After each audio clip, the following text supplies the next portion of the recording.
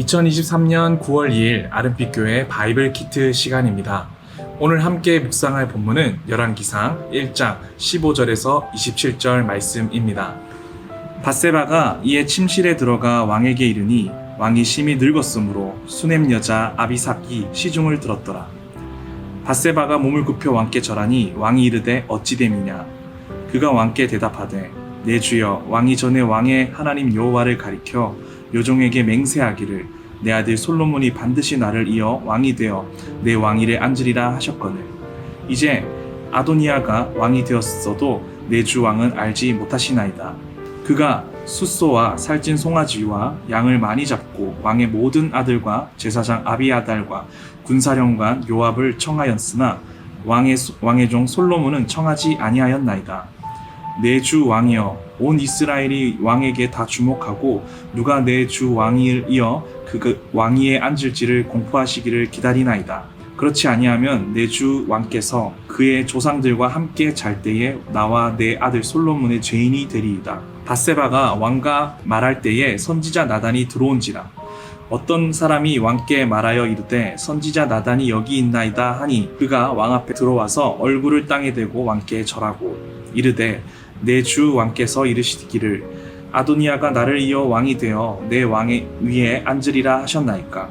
그가 오늘 내려가서 숫소와 살찐 송아지와 양을 많이 잡고 왕의 모든 아들 군사령관들과 제사장 아비아달을 청하였는데 그들이 아도니아 앞에서 먹고 마시며 아도니아 왕은 만세수를 하옵소서 하였나이다. 그러나 왕의 종 나와 제사장 사독과 요야다의 아들 브냐냐와 왕의 종 솔로몬은 청하지 아니하였사오니 이것이 내 주 왕께서 청하신 일이나이까.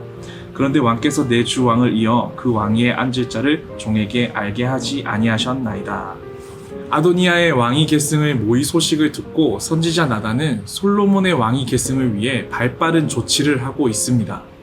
하나님이 선택한 후계자는 솔로몬이므로 나단은 하나님의 뜻을 거스르는 일을 두고 볼 수 없었기 때문입니다. 그는 먼저 밧세바를 찾아갑니다. 그는 밧세바가 아들 솔로몬이 아닌 아도니아가 왕이 되었는데 아무 대응도 하지 못하고 있다는 것을 잘못을 지적합니다. 이런 반란의 소식은 이미 왕궁에 퍼져 있었지만 왕 다윗은 알지 못했다라고 말씀합니다. 이는 역시 다윗이 육체적으로도 무기력하고 정치적으로도 무기력함을 표현해주고 있습니다. 이것을 알고 있었던 이 아도니아는 빈틈을 노려 왕이 되려고 모략을 꾸미고 있는 것입니다. 만약 다윗이 늙어 죽어 아도니아가 왕의 자리를 앉게 된다면 당연히 솔로몬과 그의 어머니인 밧세바는 목숨을 위험받아 죽게 될 운명이었습니다. 그러나 나단 선지자는 다윗과 함께 지내며 역대상 22장 9절에서 10절 말씀과 같이 솔로몬이 하나님의 약속을 받은 다음 왕이라는 것을 알고 있었기에 가만히 두고 볼 수 없었습니다. 역대상 22장 9절에서 10절 제가 읽도록 하겠습니다. 보라, 한 아들이 내게서 나리니 그는 온순한 사람이라. 내가 그로 주변 모든 대적에게서 평온을 얻게 하리라. 이는 내가 그의 생전에 평안과 안일함을 이스라엘에게 줄 것임이니라. 그가 내 이름을 위하여 성전을 건축할지라. 그는 내 아들이 되고 나는 그의 아버지가 되어 그 나라의 왕위를 이스라엘 위에 굳게 세워 영원까지 이르게 하리라 하셨나니. 이 말씀을 기억하고 있었던 이 나단은 더욱 지혜를 발휘합니다. 어쩌면 절망하고 있을 밧세바를 하나님의 약속의 말씀으로 다시 일깨워주고 있습니다. 밧세바의 늦은 대처의 모습을 보면 우리의 모습을 고스란히 반영하고 있음을 보게 됩니다. 하나님께서 주셨던 말씀의 은혜와 사랑을 잃어버리신 적 혹시 있으십니까? 바쁘고 정신없는 긴 나날들을 보내게 되면 우리는 그때의 감격과 그때의 감정들이 사라질 수밖에 없습니다. 그러나 우리는 감격과 감정을 의지하며 살아야 하는 사람들이 아닙니다. 우리의 감격과 감정을 덮어버릴 만큼 큰 삶의 문제와 혼란스러운 상황 앞에서 우리는 오직 하나님의 약속의 말씀을 기억하며 일어나야 할 것입니다. 그때의 감격과 감정은 한계가 있지만 약속하신 말씀은 하나님이 지키시는 능력이 있기 때문일 것입니다. 이렇게 약속의 말씀을 붙잡고 일어난 밧세바는 다윗을 찾아갑니다. 이때 우리는 밧세바의 지혜로움에 더욱 집중해 볼 필요가 있습니다. 17절, 18절, 21절입니다. 그가 왕께 대답하되 내 주여 왕이 전에 왕의 하나님 여호와를 가리켜 요종에게 맹세하시기를 내 아들 솔로몬이 반드시 나를 이어 왕이 되게 내 왕위에 앉으리라 하셨는걸. 이제 아도니아가 왕이 되었어도 내 주 왕은 알지 못하시나이다. 그렇지 아니하면 내 주 왕께서 그의 조상들과 함께 잘 때에 나와 내 아들 솔로몬은 죄인이 되리이다. 밧세바는 나단 조언을 따라 다윗에게 나아가 사태를 알리되 나단이 해준 말을 앵무새처럼 반복하지 않고 더 설득력 있게 준비했습니다. 다윗이 자기 아들 솔로몬에게 왕위를 주겠다고 약속한 것을 상기시키면서 동시에 아도니아의 반역에 즉시 조치하지 않을 때 솔로몬과 밧세바 자기 자신에게 어떠한 참당한 결과가 올 것인지를 알려주고 있습니다. 이러한 모습을 통해서 우리는 지혜로운 순종이 중요하다는 것을 배울 수 있습니다.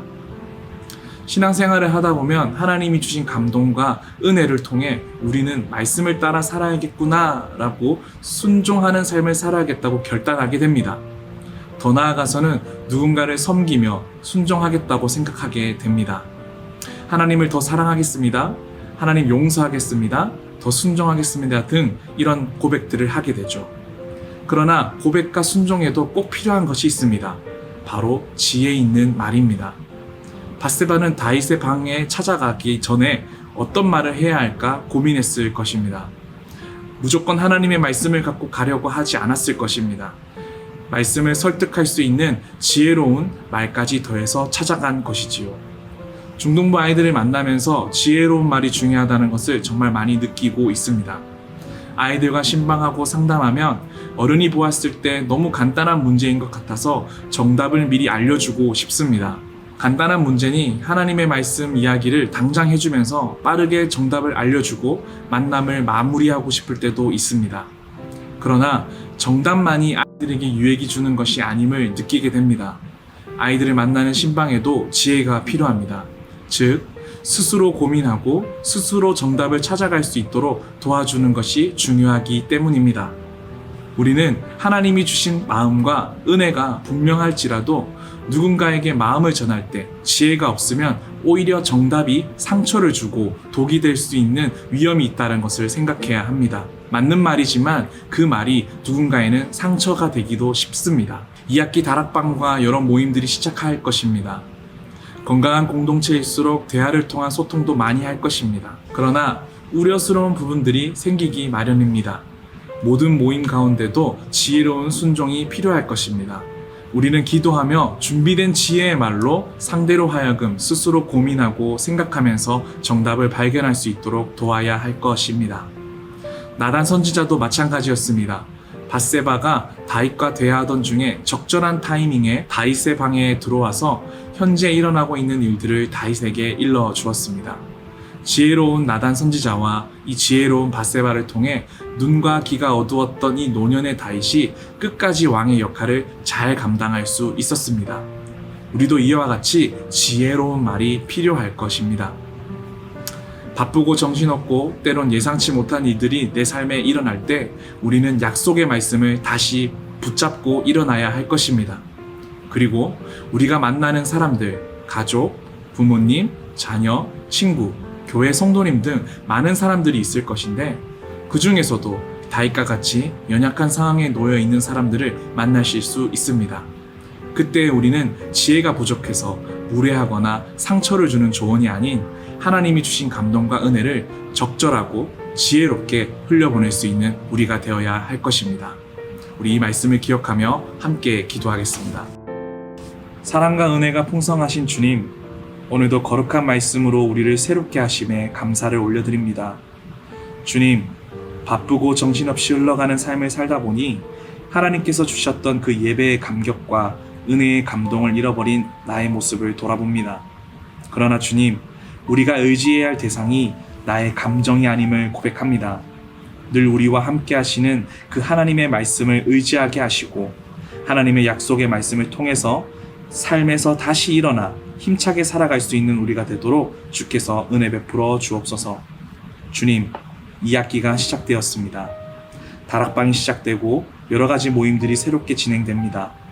만나는 사람들마다, 만나는 모임마다 나의 입술을 지켜 주옵소서. 오직 지혜의 말을 할 수 있도록 은혜를 더하여 주옵소서. 사랑이라는 이유로 무례히 행하는 폭력이 되지 않게 하시고 오직 지혜로운 순종과 지혜로운 실행을 통해 다윗과 같이 지쳐있는 영혼들이 다시 각자의 역할을 잘 감당해낼 수 있도록 돕는 자의 역할을 할 수 있도록 주께서 은혜를 더하여 주옵소서. 모든 것을 주님께 의탁드리오며 예수님의 이름으로 기도드립니다. 아멘.